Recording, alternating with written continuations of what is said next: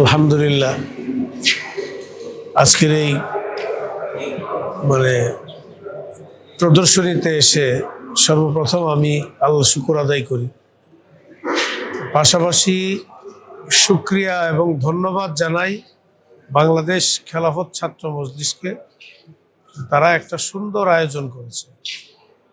আমাদের এই প্রজন্ম, যাদের বয়স 25 বছরের নিচে, তারা আসলে 2013 সালে খুব ছোট ছিল।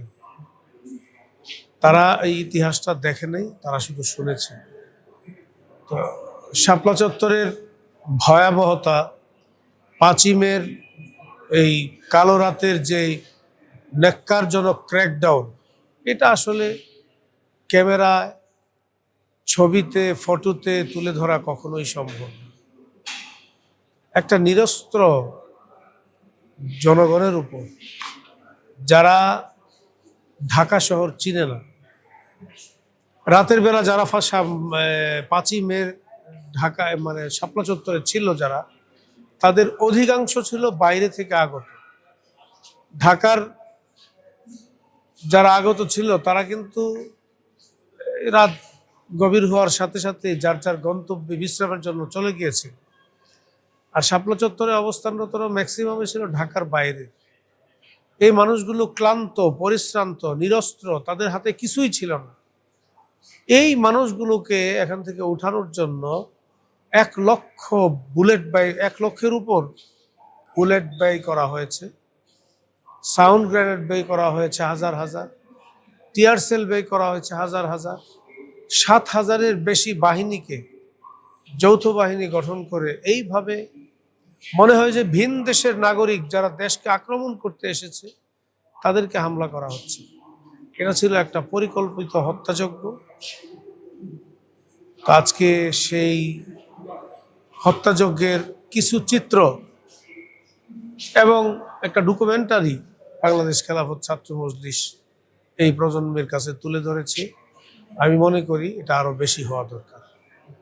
আমাদের যতগুলো সংগঠন আছে, ছাত্র সংগঠন এবং অন্যান্য সামাজিক সংগঠন, তারা সবাই এই শাপলার এই চেতনাকে প্রজন্ম থেকে প্রজন্মের কাছে ছড়িয়ে দিবে ইনশাআল্লাহ। এই ইমানি চেতনা যতদিন আমাদের সাথে থাকবে, ইসলামের বিরুদ্ধে, নবীর বিরুদ্ধে, আল্লাহর বিরুদ্ধে কেউ কটূক্তি করে এদেশে টিকে থাকতে পারবে না।